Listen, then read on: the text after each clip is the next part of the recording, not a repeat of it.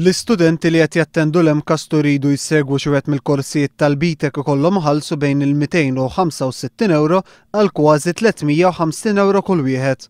L-istudenti li jattendu l-MCAS qed ikunu mġiela jħallsu dawn il-flus għaliex pajjiżna ma jipprovdi l-ebda sistema lokali għal ħiliet u kwalifiċi vokazzjonali bħalma tipprovdi l-BTEC.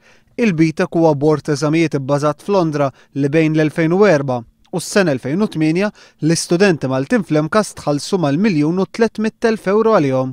Bejn is-sena 2004 u s-sena 2005 l-istudenti li jattendu l-MCAS tħallsu mal-200,000 euro f'korsijiet u eżamijiet tal-BTEC, filwaqt li bejn is-sena 2007 u s-sena 2008 din iċ-ċifra tela tal-aktar minn 500,000. Eżamijiet tal-BTEC li dan wara kollox il-lecturers tagħna jamministrawhom, anke jikbu korsijiet, anke jippreparaw materjal.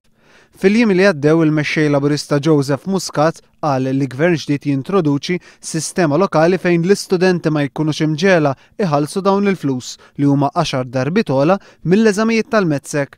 Meta kienet jieħu sehem fil-Breakfast News ta' One il-kap eżekuttiv tal-Kummissjoni Nazzjonali għall-Edukazzjoni Għolja, Dr. Philip von Burgdorf qal li huma jaqblu ma' din il-proposta u esprima l-fiduċja tiegħu illi tista' ssir. Jekk se nxufu s-sistema ta' homegrown, allura se jkun opportunità nifukaw fuq rilevanza ta' pajjiżna iktar mill ta' pajjiż ieħor.